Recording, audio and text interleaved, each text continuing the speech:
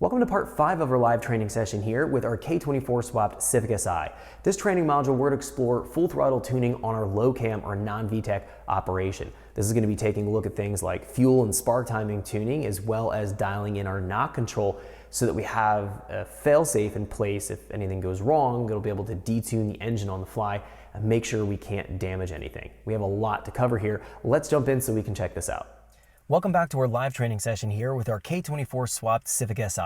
In this training module, we're going to jump right into our full throttle tuning and learn how to dial everything in for the low cam or non-VTEC operation. We need to dial a fuel, spark, variable cam control, and setting up our knock control in this tutorial. So we have a lot of things to talk about.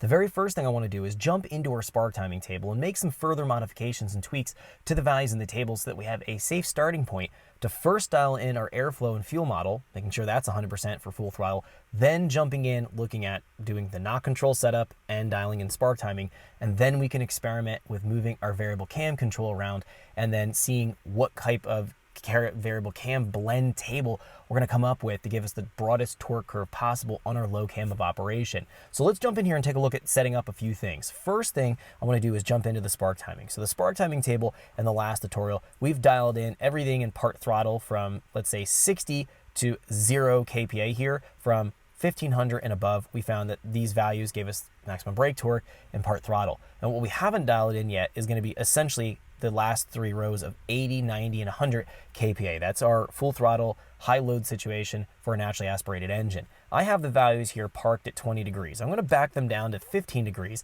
This will give us a safe starting point, even if we want to go a little bit less than that, just so we can be extra conservative. Let's go to 10 degrees. 10 degrees will ensure that we have no knock or pre-ignition under full throttle conditions. It allows us to take a look at the knock control, setting the knock threshold table up so that it's valid, that it's safe, and then we can learn how we can bump our spark timing in, watching our knock control to see how far we can actually add our timing in. We obviously can have our dyno here to watch the corresponding changes, but if you don't have a dyno and you want to figure out how to get your spark timing dialed in, we can rely on the knock sensor if you follow exactly what I'm showing in this tutorial.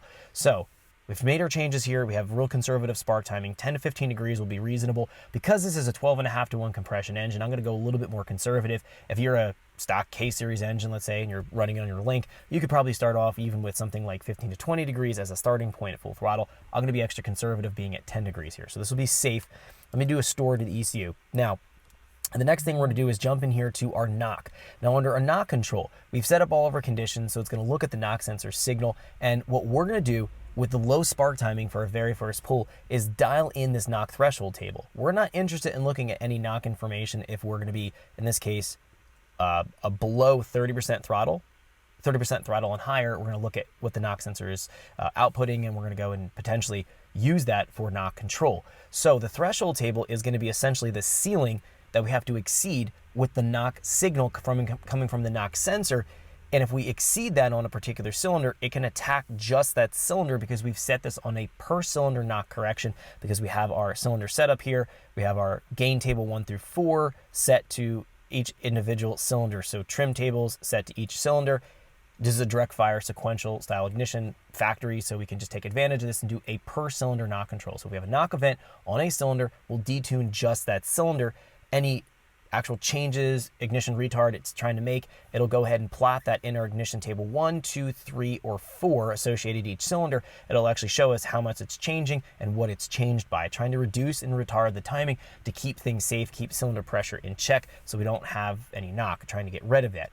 We can actually use this to guide us into making some changes into our cylinder trim tables, specifically in our spark timing offsets for each cylinder, if we find that we have a cylinder or cylinders that are being loud. First, we're going to get a baseline of where we're at in terms of the actual noise output from the knock sensor, which is what we're going to use the logging down here for, and we're going to potentially use the gain table adjustments here to adjust all the cylinders with low spark timing so it's even. Then we can start to bump the timing in and actually set the threshold table here so that if we do get a knock event, we get a big spike in knock, it'll trigger the knock control, it'll be proper. We have to do all this with low spark timing. So we actually kind of have a two-part effect. One, we can use the low spark timing to make sure there's no knock, dial the knock control in. And then 2, we don't have to worry about knock or pre-ignition and dialing in our last 3 rows here in our VE table. We haven't dialed these in yet for the low cam. So that's going to be a bonus. So we can dial the airflow and fuel model in get that sorted out, then jump into spark timing and deal with the knock control and then walk through how to go about that.